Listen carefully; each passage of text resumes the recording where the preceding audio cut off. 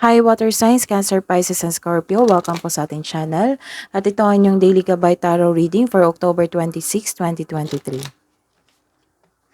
Please be reminded that this is general reading po, so maaari kayo makarelate o hindi. Just take what resonates. Gamitin ang reading na ito bilang gabay lamang.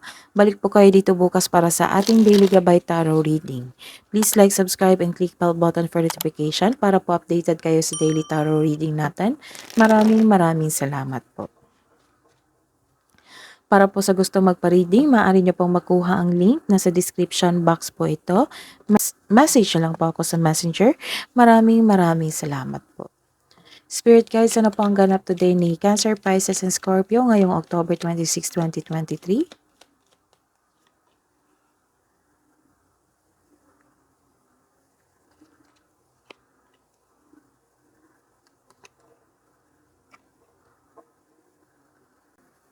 Sa araw na ito, may celebration, may pagtipon-tipon, social gatherings or networking. Sa araw nito, nagkaroon ng grupo ng tao. You're taking time to the public, to the group, to the crowds. Nagkaroon ng gathering dito, party. Sa araw na ito, makakapasok nyo lang sa, may ma-end the cycle or kakapasok nyo lang sa new cycle sa inyong buhay. This is also a revelation. Nagkaroon ng fear dito, nagkaroon ng emotion, you're taking time of your passion, nagkaroon ng creativity, and some of you nag-imagine sa inyong goal sa buhay. This is a cycle of life. This is a dream, nagkaroon ng dream, nag-build ka ng ambition and goal. And this is also na some of you psychic. This is maturity. Nagkaroon ng peace, nagkaroon kayo sa araw na ito ng peace, harmony, pagkakaisa. Kontento kayo sa inyong buhay ngayon. Some of you, nagkaroon ng maturity sa isang bagay, sa isang sitwasyon. Nagkaroon kayo ng experience sa araw na ito na naghahatid na ito ng maturity sa inyong buhay, sa inyong pag-uugali. Some of you naka-receive ng support from friends and family. This is the time, you're taking time with your elders like lolo, lola, or parents nyo. Basta po may influence dito, may malaking influence inyo dito na makaka-receive kayo ng wisdom or maturity. Spirit guys, ano po ang ganap today? Message nyo po para kay Cancer, Pisces, and Scorpio sa araw na ito. Between worlds, new direction, new cycle, new cycle. So, kakapasok nyo lang sa new cycle talaga. Kaka-end na ng situation na naghahatid sa inyo ng isang challenges, obstacles sa buhay. So, papasok na po kayo sa inyong bagong yugto ng buhay. And this is Hidden Realms. Create conscious awareness. Spirit guys, energy po ni Cancer, Pisces, and Scorpio ngayong araw na ito. Clarification of this card, reverse card, Queen of Swords. Sa araw na ito, mag-ingat kasi may nakita ko ditong gossip. It might be mangyayari ito sa pagtipon-tipon. This is social gathering, panahon sa isang grupo, nagkaroon ng party, so naka-receive kayo ng gossip. Mag-ingat po. Kasi may nakita akong strong personality dito taong maldito, o maaring kabit. Guarded po kayo. This is good kasi you are decided to guard yourself. Ayaw nyo masaktan ulit sa taong ito. So you are aware na may tao na kasama sa social gathering na hindi mabuti sa inyo. So at least alam nyo na yung gawain niya, at least guarded kayo. Kasi nagkaroon ng unfair treatment dito, nakikita ko, the clarification card. Nagkaroon ng unfair treatment, may taong hindi mabuti sa inyo.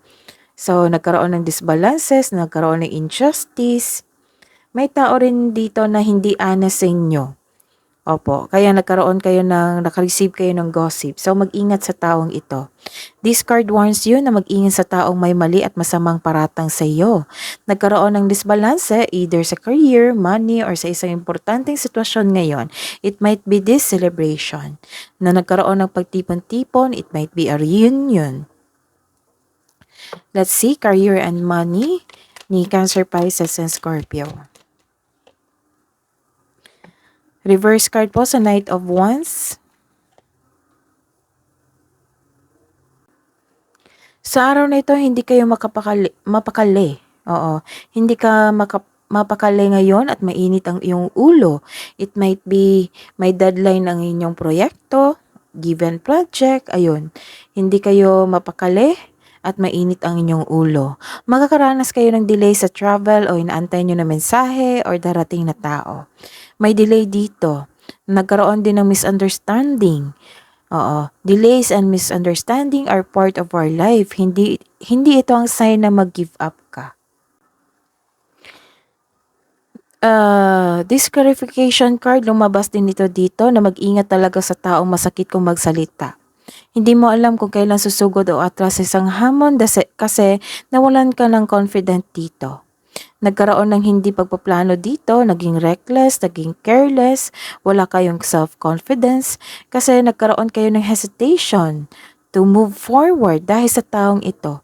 Naging toxic siya sa inyong buhay, karera. Mag-ingat din sa taong in denial, may taong hindi honest sa inyo dito, may tao rin na hindi honest sa inyo, naging insecure sa inyo kasi nagkaroon ng gossip dito, nagselo siya sa inyong achievement, nagselo siya sa inyo, ayun. It might be yun na nagkaroon kayo ng insecurity, nagkaroon ng kulang sa pasensya. So, kailangan habaan ng inyong pasensya para matapos ito. Love advice po, love advice, spirits guide, love advice po para kay Cancer, Pisces, and Scorpio, self-love, partnership, and romance. Clarification po sa 7 of Cups. Yung emosyon nyo, dala-dala nyo dito sa bahay nyo, sa inyong sarili. Nagkaroon talaga ng hesitation dito. Babala rin, magkaroon ng obsession sa isang bagay o sa isang tao. Maaari ring may gusto kang kunin o bilihin na hindi mo namalayan na check out mo na. This card sent you a warning na control yourself. Baka nagkaroon ka ng paggasta na di mo naman kailangan. O di kaya mapanlinlang na tao na gustong may kunin sa iyo.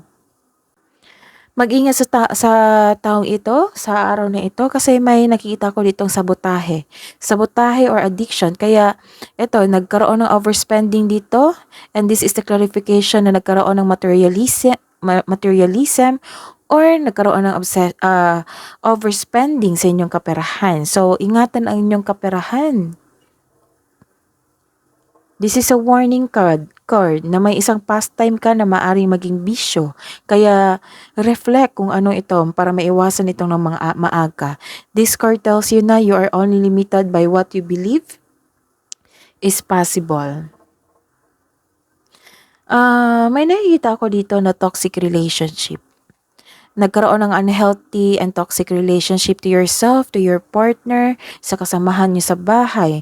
Maaring naging lust over love ito o nagkaroon ka ng controlling partner or nagkaroon kayo ng sex active. Opo. Hidden truth. Anong iniisip mo? Anong iniisip niya para po kay Cancer, Pisces, and Scorpio? Sa araw na ito, October 26, Spirits Guide. Sa mga single po, I am becoming a better person. I want to feel that way again. And sa mga may relasyon, I want to tell you how I feel.